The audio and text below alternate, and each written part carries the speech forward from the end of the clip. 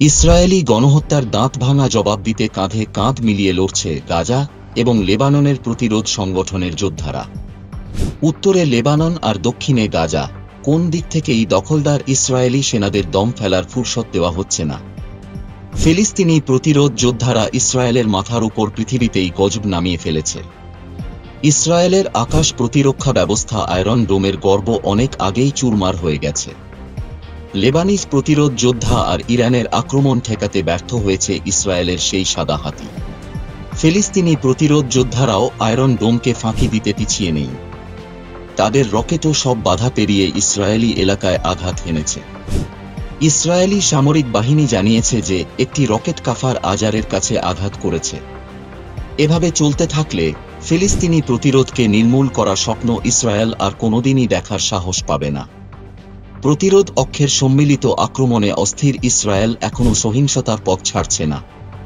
Israeli প্রতিরক্ষা বাহিনী জানিয়েছে যে হামাসের পূর্ব জাবালিয়া ব্যাটালিয়নের রকেট ইউনিটের প্রধান আহমেদ আবুল হালিম আবু হোসেন সম্প্রতি উত্তর গাজা উপত্যকায় ইসরায়েলি বিমান বাহিনীর একটি হামলায় নিহত হয়েছে।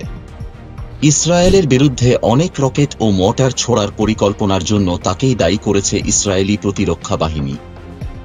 তবুও শেষ রক্ষা হচ্ছে না। গাজার ভেতরে গণহত্যা চালাতে গিয়ে বেঘোরে মারা যাচ্ছে ইসরায়েলের সেনারা। সোমবার 10 জন ইসরায়েলি পদাতিক সেনা প্রতিরোধ যোদ্ধাদের অতর্কিত আক্রমণে ফেঁসে যায়। তাদের মধ্যে অধিকাংশই আহত হয়েছে বলে ফিলিস্তিনি প্রতিরোধের বিশেষ বাহিনীর কাছ থেকে জানা গেছে। মেশিনগান ও হ্যান্ড গ্রেনেড ব্যবহার করে ইসরায়েলি সেনাদের মোকাবেলা করা হয়। বেশ কয়েকজন দখলদার সেনা নিহত হয় উত্তর গাজার বেতলাহিয়ায় তৈজবা মসজিদের কাছে। ওই হামলার ঘটনা ঘটে বলে জানা গেছে। আরেকটি সংঘাতে ফিলিস্তিনি প্রতিরোধ যোদ্ধারা বেতলাহিয়াতেই একটি মেরকাভা ট্যাঙ্ককে লক্ষ্যবস্তু করেছে। আরেকটি অভিযানে নেটজারি অক্ষে ইসরায়েলি সৈন্যদের আক্রমণ করা হয়।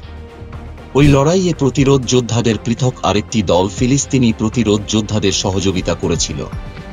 এভাবেই সম্মিলিত প্রতিরোধ গাজাকে ইসরায়েলের কবরস্থানে পরিণত করছে।